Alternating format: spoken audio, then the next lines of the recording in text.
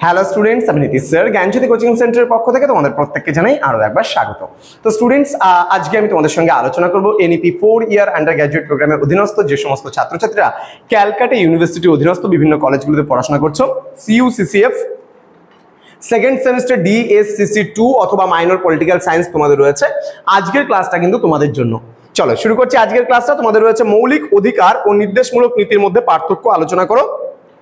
আজকে এই বিষয়ে আমি বিস্তারিত আলোচনা করব। ক্লাসটি শুরু করার পূর্বে তোমাদেরকে বলে রাখি, যারা এখনো আমাদের চ্যানেলটিকে সাবস্ক্রাইব করনি তারা অবশ্যই চ্যানেলটিকে সাবস্ক্রাইব করে পাশে থাকা বেল আইকন অল প্রেস করে দাও, যাতে নেক্সট টাইম থেকে কোনো ভিডিও আপলোড করলে তার নোটিফিকেশনটা তুমি সবার আগে পেতে পারো। এছাড়া তোমরা যারা ভাবছো যে অনলাইনে আমাদের সেন্টারে জয়েন করবে, কোর্স করবে, তারা অবশ্যই যোগাযোগ করতে পারো। আমাদের এই যে অফিসিয়াল নাম্বার রয়েছে 7076398606 নাম্বার এবং 6295916282 নাম্বারে তোমাদের টোটাল সেকেন্ড সেমিস্টারের কোর্স ফি যেটা আমাদের রয়েছে 599 রুপিসের বিনিময়ে তোমাদের যতগুলো সাবজেক্ট রয়েছে সবগুলো সাবজেক্ট তোমরা আমাদের কাছে পড়ার সুযোগ পাচ্ছ। তোমরা পাচ্ছ পিডিএফ আকারে সম্পূর্ণ নোটস, সাজেশনস এবং রেকর্ডেড ভার্সনে কিছু ক্লাস। চলো শুরু করছি আজকের ক্লাসটা ডিটেলসে। ওকে, মৌলিক অধিকার যেটাকে আমরা বলি ফান্ডামেন্টাল রাইটস এবং নির্দেশমূলক নীতি বলতে আমরা বুঝাই DPSP directive principles of state policy. এর মধ্যে কি ডিফারেন্স রয়েছে সেই নিয়ে আজকের এই ক্লাসটিতে আমি বিস্তারিত আলোচনা করব। দেখো, সংবিধানের 3য় অধ্যায়ে উল্লেখিত মৌলিক অধিকার ও 4র্থ অধ্যায়ে উল্লেখিত নির্দেশমূলক নীতি উভয়ই কিন্তু সামঞ্জস্যপূর্ণ বলে কিন্তু মনে করা হয়। বলছে উভয়ের মুখ্য উদ্দেশ্য হলো জনকল্যাণ ও গণতন্ত্রের ভিত্তিকে প্রতিষ্ঠিত করা। তাহলে উভয়েরই লক্ষ্য কি? গণতন্ত্রের ভিত্তিকে কিন্তু প্রতিষ্ঠিত করা। তো বলছে এদের মধ্যে উদ্দেশ্যগত মিল থাকা সত্ত্বেও মৌলিক অধিকার ও নির্দেশমূলক নীতির মধ্যে কিন্তু পার্থক্য অত্যন্ত ব্যাপক এবং খুবই গুরুত্বপূর্ণ। প্রথমত কি? প্রথমত বলেছে মৌলিক অধিকারগুলি আদালতে বলবৎযোগ্য। বলবৎযোগ্য মানে কি? যদি মৌলিক অধিকারগুলো লঙ্ঘিত হয় তুমি আদালতের দ্বারস্থ হতে পারবে। কিন্তু নির্দেশমূলক নীতিগুলি যে 4র্থ অধ্যায়ে বলা হয়েছে সংযোজিত নির্দেশমূলক নীতিসমূহ কিন্তু আদালতে কিন্তু বলবৎযোগ্য নয়। তাহলে মৌলিক অধিকারগুলো আদালত কর্তৃক বলবৎযোগ্য, কিন্তু নির্দেশমূলক নীতিগুলি কিন্তু আদালত কর্তৃক বলবৎযোগ্য নয়।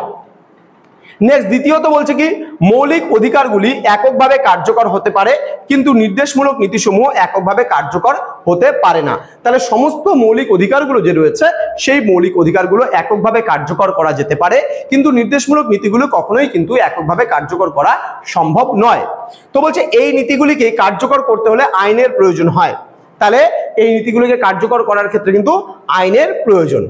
নেক্সট কি বলেছে?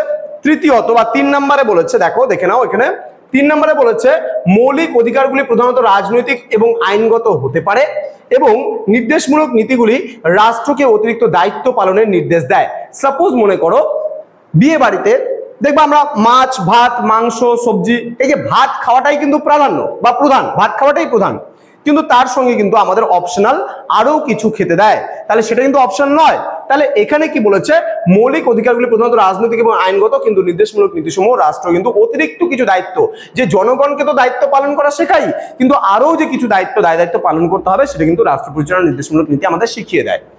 দেন চতুর্থত বলেছে মৌলিক অধিকারগুলি রাষ্ট্রের কাজের উপর বিধিনিষেধ আরোপ করতে পারে, অর্থাৎ কোনো কাজ বা কোন কাজ রাষ্ট্র করতে পারবে না মৌলিক অধিকার তার কিন্তু নির্দেশ দিয়ে থাকে, কিন্তু নির্দেশমূলক নীতিগুলি রাষ্ট্রের কোন কাজ করা উচিত তার কিন্তু ইতিবাচক নির্দেশ দেয়। তাহলে মৌলিক অধিকারগুলো ইতিবাচক নির্দেশ দিতে পারে।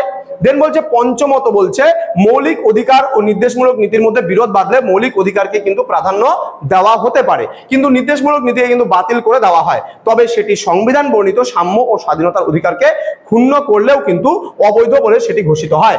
নেক্সট, ষষ্ঠত এবং লাস্ট পয়েন্ট বলছে রাষ্ট্র মৌলিক অধিকার বিরোধী কোনো আইন প্রণয়ন করবে না, করলে তা বাতিল হয়ে যাবে, কিন্তু আইন যদি নির্দেশমূলক নীতির বিরোধী হয় তাহলে সেটি কিন্তু আইনকে বাতিল করা যাবে না।